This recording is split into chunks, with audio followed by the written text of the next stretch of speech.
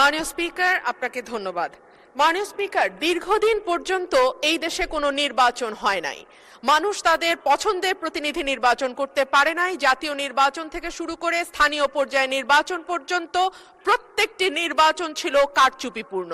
সে কারণেই একবার সংসদে আমি মজা করে বলেছিলাম, সুষ্ঠু হয়েছে নির্বাচন, ভোট দিয়েছে প্রশাসন, তাকিয়েছিল জনগণ, এর নাম বাংলাদেশের নির্বাচন।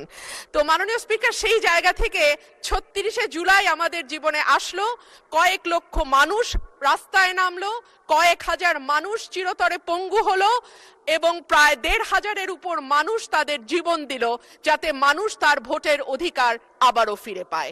এবং আল্লাহর কাছে অশেষ শুকরিয়া মাননীয় স্পিকার, একটি অবাধ, সুষ্ঠু, নিরপেক্ষ নির্বাচনের মধ্যে দিয়ে ত্রয়োদশ জাতীয় সংসদ গঠিত হয়েছে এবং আমি এই সংসদে একজন স্বতন্ত্র প্রার্থী হিসেবে নির্বাচিত হয়েছি।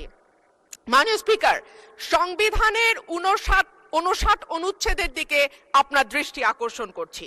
সংবিধানের ৫৯ অনুচ্ছেদ বলছে, নির্বাচিত ব্যক্তিদের সমন্বয়ে গঠিত প্রতিষ্ঠান সমূহের উপর প্রজাতন্ত্রের প্রত্যেক প্রশাসনিক একাংশের স্থানীয় শাসনের ভার থাকিবে।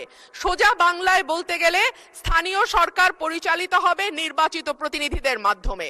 কিন্তু আমরা বিস্ময়ের সঙ্গে এবং দুঃখ নিয়ে লক্ষ্য করলাম, একটি নির্বাচিত সরকার ক্ষমতায় আসবার পরপরই স্থানীয় প্রশাসনগুলোতে প্রশাসক নিয়োগ করেছে।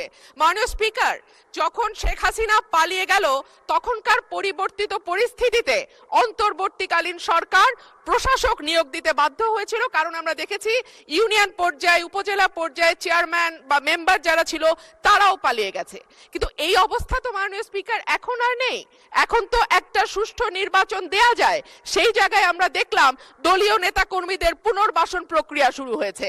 এই বিষয়ে আমি